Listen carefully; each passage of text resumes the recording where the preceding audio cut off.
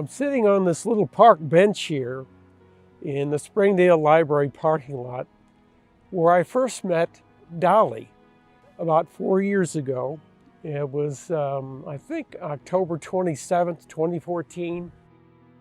And Dolly was sitting on this little bench, and she had her two little brown-headed curly schnauzer dogs tied up beside the bench.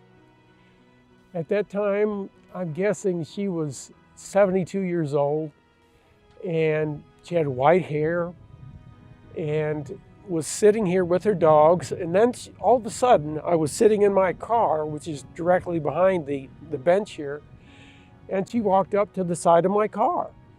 She was kind of wobbly, and I thought, oh my goodness, what's happening to this lady? And so as she walked up to the car, the very first sentence she said to me changed my life. If I fall down, will you watch my dogs? I thought, oh my God, this is crazy. If I fall down, will you watch my dogs? And I didn't know what to say at first. Then I smiled and said, well, of course I'll watch your dogs. So Dolly then smiled at me. She felt comforted because she was, a little shaky. Walked back and sat with their dogs. I was on my phone at the time, and I had to stop. Because it's like God was saying to me, David, go talk to this woman, find out what's going on. Because I was between dementia patients at that point, and I thought, oh my God, is this lady having a stroke? Do I need to call 911? What is going on here? And so I put my phone down, went over and started talking to her, and it was interesting because everything she said to me was kind of confusing. Where she said she lived and so on and so forth. It turned out that she was living in her car. It was a big white Lincoln Mercury Marquis car with her two dogs. She'd been living there for 6 months because her son, who was living with her, went to prison. Her husband had died 2 years before that, and all that came together, and she had a stroke. So I diagnosed her, because my specialty is dementia, as having vascular dementia, which was true. And to give again the short story, I had to fight the state of Arkansas not once but twice to get this lady help. And the thing that was my takeaway from that at that time is that my dad was suffering with Alzheimer's and dementia and also Parkinson's. And he died on Thanksgiving Day in 2014. And Dolly would continue to come back to this little park bench here and walk her dogs. And so I was struggling. What am I going to do with this lady? Because I knew that she was on my path for a reason, that she had changed my life already. And when my dad died on Thanksgiving, a couple days after, he came to me in a dream and said, son, take care of the woman. That just kind of freaked me out a little bit. But the bottom line of it was that I knew that this was what I was supposed to do. So for the next couple of years, I took care of her and looked after her, and we eventually got her into a nursing home. And that event led to me realizing that when my dad came to me in that dream, he meant not just to take care of that little old lady, but to take care of other people and make a difference in older people's lives. And so what we're doing today is we have started a movement to help older people with their health, and we're focused on the psychology and biology of helping older people to feel good about themselves, and I call this Healthy Aging University. Hopefully we will start that as a nonprofit organization within the next year or so. And so that is my way of honoring not just my promise to Dolly to make sure that her death would have meaning, but also it's the legacy I'm leaving to honor the lady that made the most difference in my life, which was my grandma, Claudia Nelson. Grandma Claudia Nelson took care of me as a little kid because I was physically disabled. I had a disease called Legg-Perthes disease and had to walk like a duck for like a year between the ages of 4 and 5, and Grandma would take me to the hospital, to the doctors. And so she was the person that had the most influence on my life. So what we're doing today is, in my opinion, honoring my grandmother, honoring this little old lady, Dolly, who came up to me. And I thought at the time that this happened that I was meant to save her. I was wrong. Really, she was saving me, because I thought I was supposed to go off into retirement at the age of 60, which I was at that time. Today, 64, I realized my life was just getting started. I've developed a program to help people to incorporate fasting, and in particular intermittent fasting, into their life and lifestyle, because fasting, water fasting, which I did with my 64th birthday, is extremely tough. Day one of my fasting experiment, after stopping eating anything for 24 hours, I wasn't feeling really hungry, but mental clarity was already beginning to come to me in the form of a really creative idea that will eventually evolve into a video game, which is really cool. So you ready? Here it is. And forgive me for reading, but we were blessed to receive a fasting exercise empowerment discipline practice, which I call feed practice, which will become a gratitude garden game. And we will use documentary filming and working with play, therapy with people, and experimenting and doing all kinds of things. And that's my takeaway from day one, is the mental clarity, even on the first day, and developing this idea that has come to me as a feed practice, which is really cool. So I'm excited even on day one. It is 2:00 p.m., August 27th. Today is day 8. It is also my first day of fasting. And I'm getting ready to do a ketone strip to look at my level of ketones for this fasting. So my goal is 14 days. I don't want to make this 14-day fasting about weight loss. I want to complete it. And even if I don't, I just want to know that I can push myself beyond my own mind's limitations. Day 2, stopping eating food is really like going on vacation. It's a vacation from physical food and is a huge opportunity to explore our emotional, spiritual foundation for freedom by exploring our weaknesses. And so the real challenge is to be more patient, kind, observant, and humble as David. Even though I was doing all this stuff, I just could not get under 220 pounds. And the first time I fasted was back in March, and that was the first time I got under 220 pounds. My goal for the week I had created is ease. And with ease, I can come from a place where I'm not overwhelmed in my head with the chaos, and doing what I want to do from a place of ease. Day 3, I realize that the really, really interesting part of this in going forward in the second day, third day, is that going without food is not as hard as I thought it would be. It's a myth that you're going to die. And so this is my observation for the day. is that I wanted to develop a program.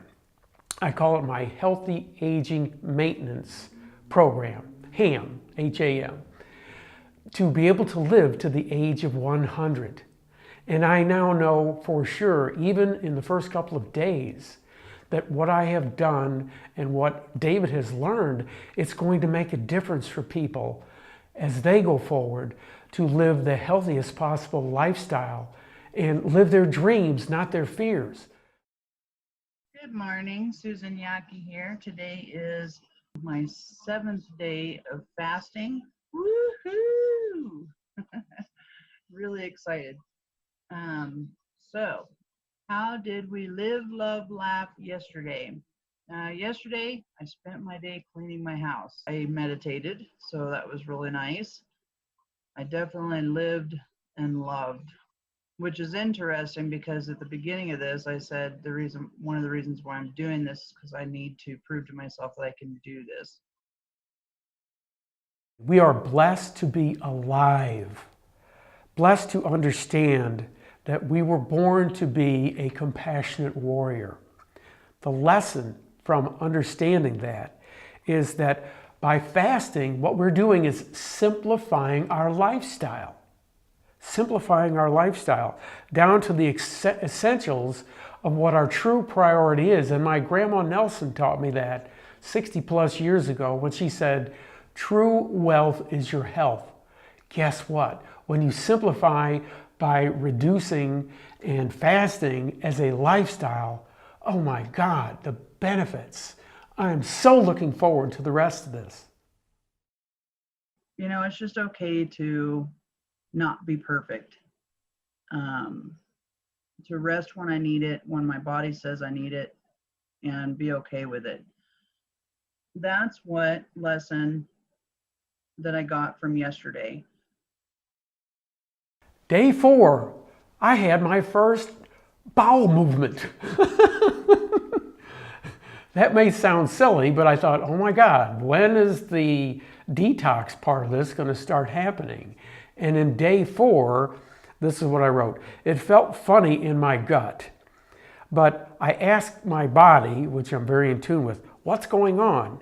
And I realized that I've forgotten that how good it feels to take a good poop.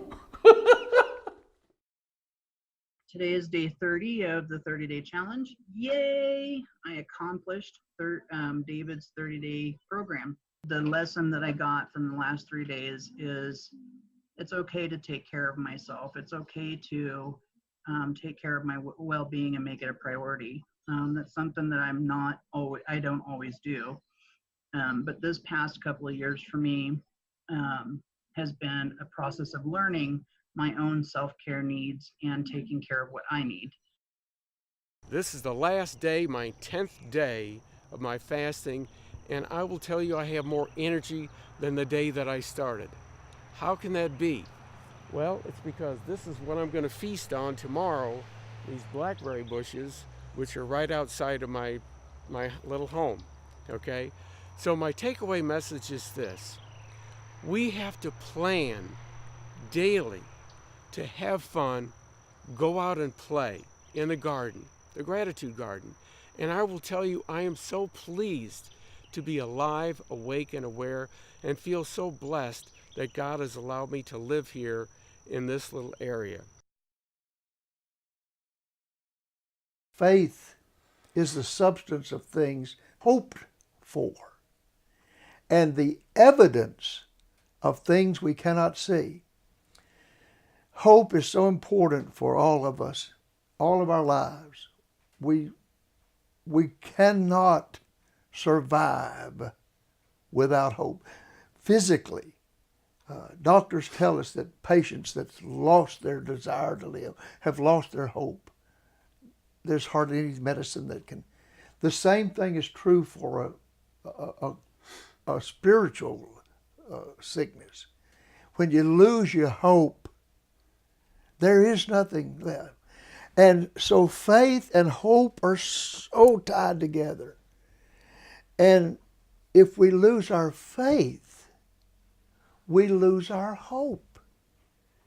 And And what else? What is there? If this is all there is to life and living, is this world? If this is the best we're ever going to know? But not for the child of God who has that faith, who has that hope. This is the worst we'll ever know. Because everything from here on, when we cross that river, is just beyond our dreams. And you know, you are so good. That leads to my main point that I learned in my fasting experiment, is that people commit spiritual suicide first. What can we do, as you and I are both servant leaders in different venues, what can we do to help people to bring back that meaning of faith into their life, to stop that cycle that leads from spiritual suicide to actual death? And then we realize, as we're about to die, oh my God, I made a mistake. It becomes a priority thing, setting your priorities. And David, you know, this life makes so many demands on us. Our time, our talent, our love, everything is tested daily. And it's so easy for us to allow these things, as the Lord says, to become too important. In his great Sermon on the Mount, this was his message. Don't be so concerned about what you eat, what you drink, what you put on. He said, I know you have need of these things. And he said, which of you by worrying can add 1 cubit to your stature? You can't grow any just worrying about it. So he said, seek ye first the kingdom of God, and all of these things will be added unto you. Speaking of the things of life. So to stay away from this, as you call it, spiritual suicide, you have to learn to set your priorities.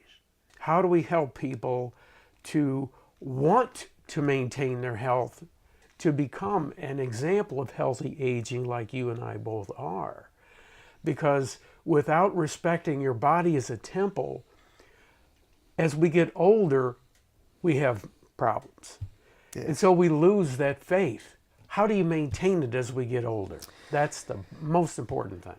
The same principles that build physical strength are principles that build spiritual strength. In fact, Paul uses physical terms to describe spiritual. He calls it exercise your faith, he says. He uses an example of a runner when he says, lay aside every weight that does easily beset you and run with patience the race that is set before you. Because Paul saw and understood that whenever the same things that we do to build physical strength and maintain health are things that we can use in principle to build our spiritual strength and our spiritual health. And so, yes, it helps. Of course, time is an enemy, brother. Believe me, I'm 73 years old. Be 74 here soon. So I do know you don't run as fast, you don't jump as high, but it doesn't mean that you cannot be active physically. I do still enjoy riding my horses and competing in the sport of cutting cows and things, and it gives me an opportunity to be active in my life, in my physical life. Forgiveness is a spiritual act. Forgiveness is human beings, I don't believe, are even capable of true forgiveness. if it's not spiritual? Please comment on that. Well, when an unforgiving heart is a very dangerous thing. Malice, jealousy, hatred, these are cancers that eat at our soul, eat at our heart. And time and again, God's Word has warned us and informed us about these, I call them diseases of the heart. Disease of the heart. Because they can rob us of our spiritual health. And so to learn to forgive makes us more like God. Jesus, in one of the final acts before his death, looked up to the Father and said, Father, forgive them, for they know not what they do. You know, I mean, that was definitely a God thing, because I don't know if I had that much. I would hope. But what he was saying in that great last few words was, this is so important. Do not let hate rob you of your spiritual strength. Do not let jealousy and envy and malice be a disease that destroys your heart, because it most surely will. Very good. Well, that's a great way to end it, because what you just gave me is the concept that we die of diseases of the heart first, because the whole point of Healthy Aging University is to help people to go on what I call a heart healing, inside out hero's journey to joy. And the key is to play, and I can't think of any better friend to play with than you, so thank you. Brother, I appreciate it so much. Thank you very much.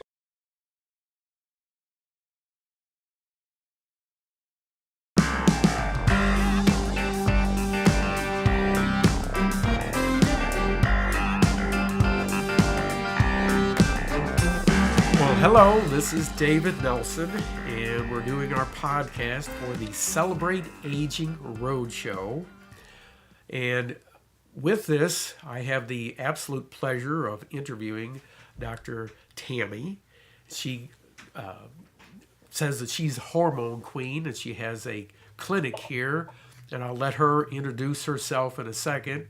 But what I love about, and I've got to ask you as a lead-in to this, Dr. Tammy, is that I noticed in watching one of your shows in Northwest Arkansas that you always identify yourself as the Naked Doctor. So tell us a little bit about that and about your clinic and what do you do? So yeah, the Naked Doctor is the naked truth about health, wellness, and lifestyle. So as a traditional family medicine physician, I like to expose, if you will, what traditional medicine, sometimes Good. the hamster wheel of traditional medicine and the pill for the ill and the insurance industry, and really like to reveal a different path, which is finding the underlying cause of things, not just putting a Band-Aid on things. So using all sorts of different tools in the toolbox that traditional medicine knows about or should know about, but don't often apply or use. Very good, very good. So it's all about basically telling the truth, and a lot of people don't want to hear the truth. So what I'd like to hear from you is how you incorporate into your practice using music and art, because my passion is helping people my age, baby boomers, to play again. And so I love the idea that you're incorporating things like that. So how did that come about, and how do you do that? Well, I think the answer that I would give to that is two different things. One is that alignment, the term I like to use, alignment, basically joy and happiness are everything. I think that's what we come here to experience in this physical existence. And so how do you get into alignment? And that's just doing things that bring you joy. And, in my practice, using medical stuff or non-traditional therapies is all about that. And even medications, I haven't throwing the baby out with the bathwater, there's still some good applications for traditional medications and pharmaceuticals, but using that in alignment with people making lifestyle changes and really focusing on how to change their health. So there's lots of ways to do that, from exercise and nutrition and supplements and hormone balance. But really, when you look at someone's life experience, learning new things is keeping the brain active. And one thing with dementia and aging is that we stop growing and we kind of start dying. And so to keep those brain cells active, we have to find new avenues and new learning that keeps us active all the time.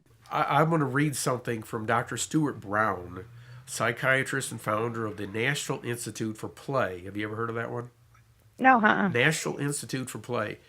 Anyway, I'm going to make this pointed, but he says that he studied death row inmates and serial killers and found that nearly all of them had childhoods that lacked normal play patterns. He says the opposite of play is not work, it's depression. So play might well be considered a survival skill. We all have a self-healing capacity that has been taken away by modern medicine in the Western sense.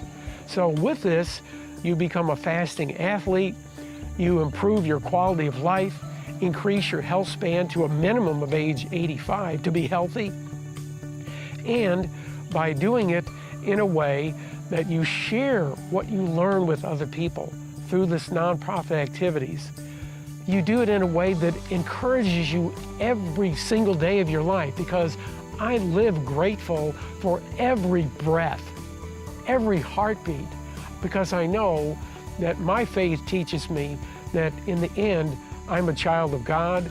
We are all God's children. And if you really believe and live that faith, you then have to share that freely with people. As I've said, folks, life is risky, but in the end, the greatest choice that you have is the freedom to choose. What are you going to do with your dreams and your heart desires? My choice is to follow them. So let's dive in together, and I'll see you on the other side.